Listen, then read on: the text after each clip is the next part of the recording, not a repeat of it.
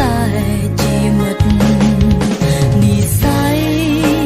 ឲ្យមានថ្ងៃស្គាល់អ្នកម្នាក់សុទ្ធតែមិនធ្លាប់គិតបទចំរៀងរឿងមិនផែស្រឡាញ់អ្នកគ្រប់គ្នារីករាយនឹងពេលវេលាមានមិត្តខ្យល់ត្រជាក់រស្មីព្រះអាទិត្យរះកម្ដៅផ្លូវជីវិតនេះគឺជាកម្លាំងចិត្តពីមិត្តភក្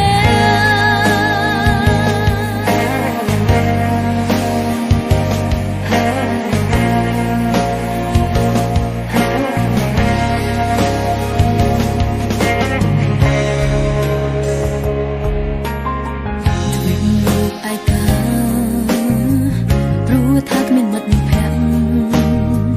តែពេលមានអ្នកអ៊ូអរកន្លងពេលយើងឃ្លាតគ្នា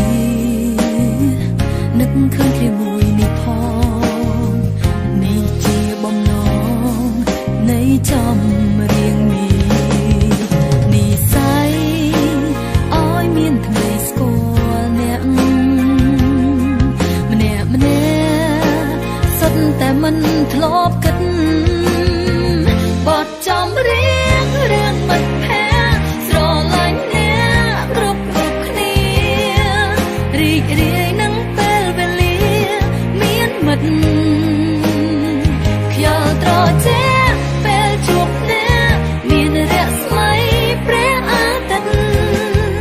រះកម្ដៅផ្លូវជីវិតនេះគឺជាកម្លាំងចិត្តពីមិត្តភក្តិ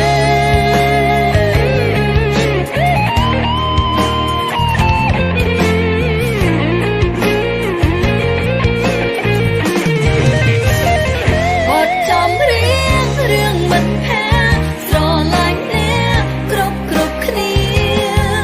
រីករាយនឹងពេលវេលាមានមិត្តខ្យល់ត្រជា